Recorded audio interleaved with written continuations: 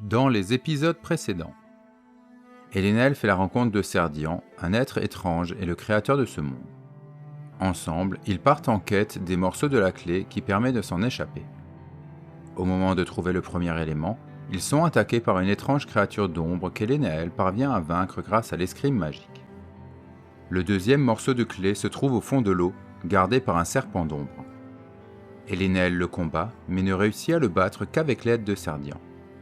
La dernière partie de la clé se trouve dans le vide, et les deux compagnons n'ont pas d'autre choix que de sauter pour tenter de s'en emparer.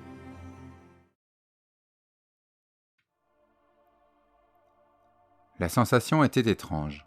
Serdian et Enael tombaient lentement dans le vide. Dans le monde physique, ils auraient accéléré de plus en plus, mais ici, leur chute était douce et régulière, comme s'ils se laissaient couler au fond de l'eau. Le garçon, qui s'inquiétait de ne pas arriver à se saisir du dernier morceau de la clé à cause de la vitesse, put finalement l'attraper sans effort de sa main droite. De l'autre, il serrait Serdian contre son cœur. La descente continua jusqu'à ce qu'ils atteignent l'île qui se trouvait en contrebas. Ils en franchirent la limite invisible qui séparait le bloc de l'espace ambiant, et la gravité reprit son cours naturel. Avec un petit cri, ils s'abattirent ensemble dans la large rivière qui amortit leur chute. Ils en sortirent sans difficulté et se rendirent sur la rive. Ils s'assirent ensuite à l'ombre d'un arbre majestueux aux branches fournies, mais qui paraissait triste dans la lumière blafarde du soleil froid. Trempés mais fiers d'avoir réussi, l'esprit et son guide regardaient sur le sol les 4 éléments de ce puzzle qui constituaient la clé. La dernière partie, qu'ils avaient récupérée à la force de leur courage, était à nouveau recouverte de ces mêmes engrenages bizarres.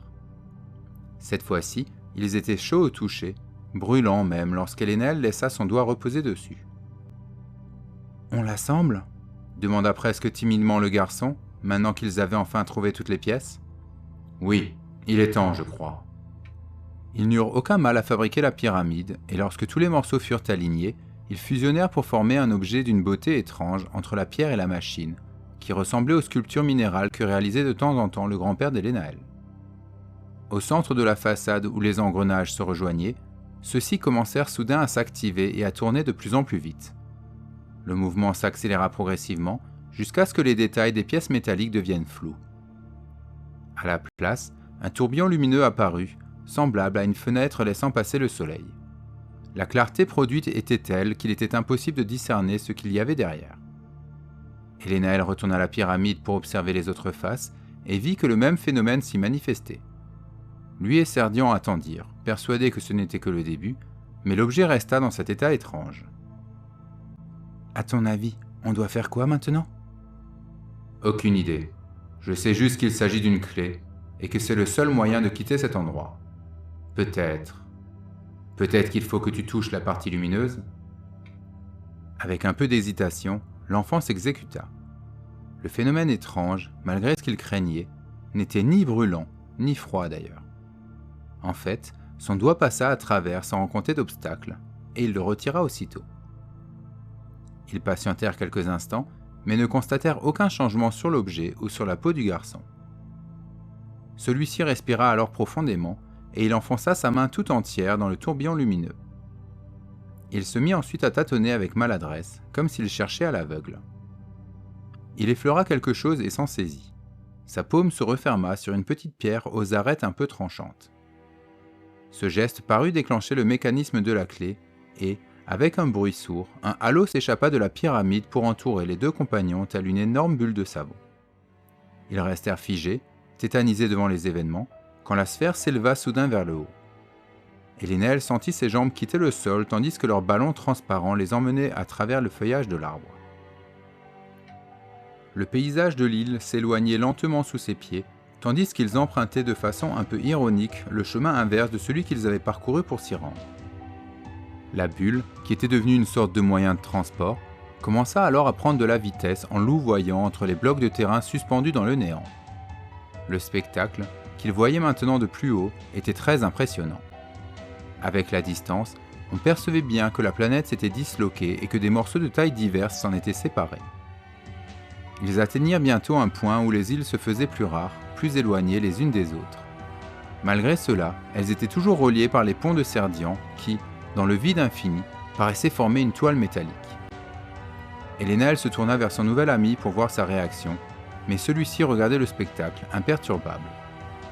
Peut-être éprouvait-il de la fierté face à son ouvrage, ou du regret envers tout le travail inutile qu'il avait achevé pendant ces si nombreuses années. Le garçon ne le savait pas, mais il en ressentait une légère tristesse. Au bout d'un moment, les dernières îles disparurent derrière eux. La sphère évoluait maintenant dans le néant. Tout autour d'eux n'était que vide, un abysse infini et insondable. Cela ressemblait au multivers, mais il n'y avait aucune autre étoile que le soleil froid pour éclairer les ténèbres. Elenael eut soudain une peur instinctive. Que se passerait-il s'ils dérivaient comme cela pour l'éternité ? Heureusement, ils aperçurent bientôt ce qui semblait être leur destination.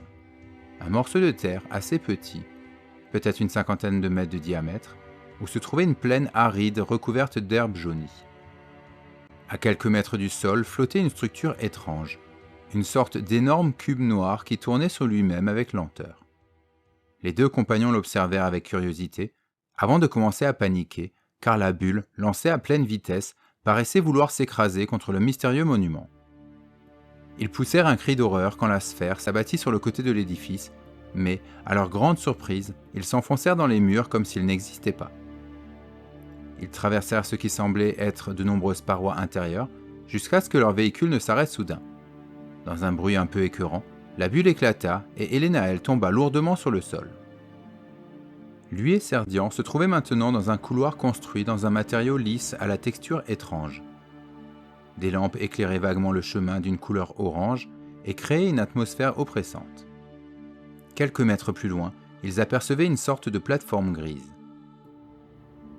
À part cela, rien. Pas de décoration ni d'indication, et surtout, aucune autre issue. Ils s'approchèrent donc de l'objet, sur lequel ils pouvaient distinguer les lettres T et L. Ils cherchèrent alentour des indices similaires, mais n'en trouvèrent pas. Alors, l'esprit suggéra à son ami de se positionner sur le cercle de métal. Elenael s'exécuta et, au bout d'une seconde d'attente, le plafond s'ouvrit tandis que le garçon s'élevait jusqu'à l'étage suivant. Elenael examina la machine, essayant de comprendre la magie qui la faisait fonctionner, ce qui amusa beaucoup Serdian. Apparemment, de tels mécanismes étaient communs dans son monde. Dans ce nouveau couloir, l'éclairage était maintenant teinté de bleu, et les deux amis continuèrent leur exploration avec prudence. Ils se trouvaient dans un labyrinthe, une succession de passages, de plateformes et de niveaux, qui n'étaient différents que par la couleur de leurs lampes. Le pouvoir du Fravashi ne l'aidait pas du tout dans cet endroit, ils n'eurent donc pas d'autre choix que de chercher péniblement le bon itinéraire. Cela leur prit un temps conséquent, et, des fois, ils s'arrêtaient pour se poser dans un couloir, découragés. Elenael, qui était d'un tempérament positif, finissait toujours par se relever en motivant Serdian à le suivre, et ils réussirent ensemble à atteindre l'issue de ce dédale. Le dernier ascenseur les mena dans une grande salle voûtée. Celle-ci se trouvait vers le centre du bâtiment, et pourtant, les deux amis pouvaient voir un ciel rempli d'étoiles à travers le plafond transparent. C'était aberrant, mais les mondes des esprits n'obéissaient pas aux mêmes lois que la réalité, et la force du garçon était aussi d'accepter l'inconcevable, même quand ses sens lui criaient que ce n'était pas possible. Sur une table au milieu de la pièce étaient disposées des maquettes, des constructions de taille réduite, semblables à des reconstitutions de scènes. Serdian les examina en silence, avant de prendre la parole. « Je crois que c'est mon histoire, » dit-il avec nostalgie. « D'abord, mon Créateur m'a conçu pour que je l'aide à édifier des bâtiments et que je l'assiste dans ses recherches. Petit à petit, il m'a appris de nombreuses choses sur ma fonction, mais aussi sur son monde d'origine parce qu'il venait d'ailleurs. Il m'a parlé de philosophie, de poésie, d'histoire, et toutes ces données ont contribué à façonner ce que j'allais devenir. Il était parti quand ma conscience s'est réveillée et que j'ai commencé à être capable de penser par moi-même. Je crois qu'il le savait et qu'il voulait me préparer. J'étais seul, alors. Enfin, il y avait beaucoup de monde sur la planète, mais ils m'étaient tous étrangers. Je les ai pourtant aidés et prévenus, parce que je voyais que leur comportement était en train de tout détruire. Et un jour, tout s'est arrêté.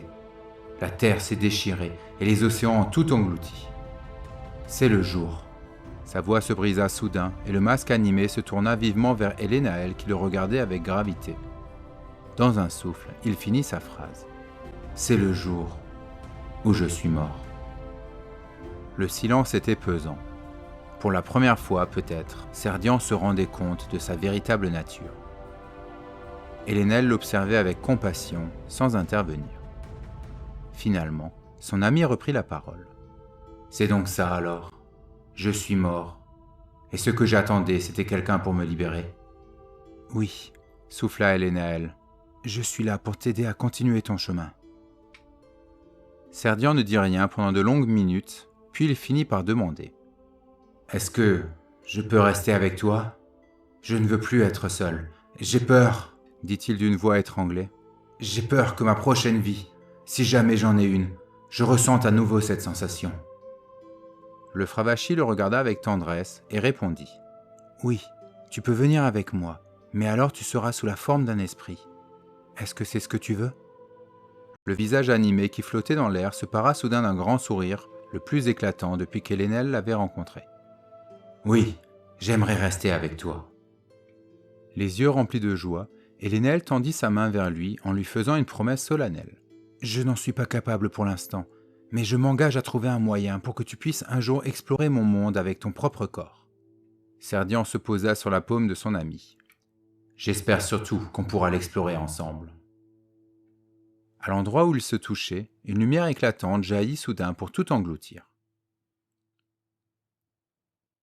Dans son lit, Hélénelle reprit lentement connaissance, comme après une longue nuit de sommeil. Il aperçut tout de suite Janila et Viane qui le veillaient et qui lui souriaient largement. D'une voix pâteuse, il demanda « J'ai été parti longtemps ?» C'est Janila qui lui répondit avec enthousiasme. « 2 jours, j'allais presque commencer à m'inquiéter. »« Tout s'est bien passé ?» l'interrogea le prince. « Oui, » affirma l'enfant dans un souffle. « J'ai plein de choses à vous raconter. »